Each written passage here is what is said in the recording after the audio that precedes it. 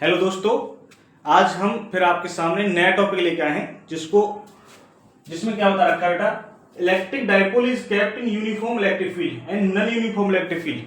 तो इससे कुछ पॉइंट निकल के आते हैं, उनको मैं आपको समझाता हूं। जैसे मान लीजिए एक यूनिफॉर्म इलेक्ट्रिक फील्ड है इधर ई, ठीक है बेटा, और एक इलेक्ट्रिक डाइपोल है, मान लीजिए किसी ना किसी एंगल पर रखा हुआ है। मान लीजिए ये है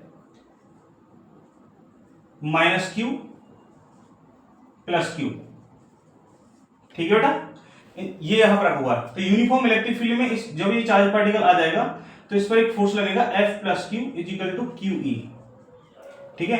इस पर अपोजिट डायरेक्शन में लगेगा F - Q = QE। देखो यहां से एक पॉइंट क्लियर होता है कि जो पॉजिटिव चार्ज होता है उस पॉजिटिव चार्ज पे यूनिफॉर्म इलेक्ट्रिक फील्ड की डायरेक्शन में फोर्स लगता है, और नेगेटिव चार्ज जो होता है उसके अपोजिट फोर्स लगता है इलेक्ट्रिक फील्ड के।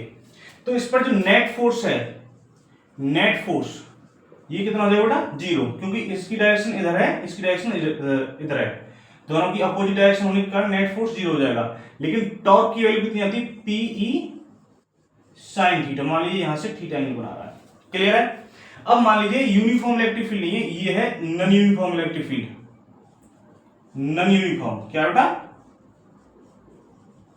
नॉन यूनिफॉर्म इलेक्ट्रिक फील्ड है। इस पर एक डाइपोल रखा हुआ किसी न किसी एंगल पर थीटा एंगल बनाते हुए -q + q।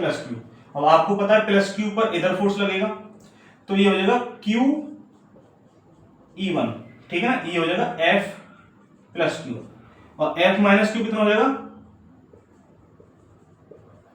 QE2।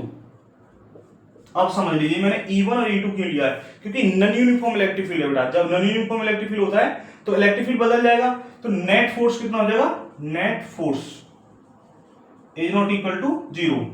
लेकिन इस पर टॉर्क कितना लगेगा बेटा, PE sin थीटा, ठीक है ना। टॉर्क भी यहां पे देखो, टॉर्क भी यहां पे 0 नहीं होगा, ठीक है ना। PE sin थीटा नहीं आएगा क्योंकि इलेक्ट्रिक फील्ड की वैल्यू वहां पर बदल रही है। लेकिन यहां पे जो टॉर्क लगेगा, ठीक है ना, टॉर्क 0 नहीं हो पाएगा, ना कि नेट फोर्स 0 होगा।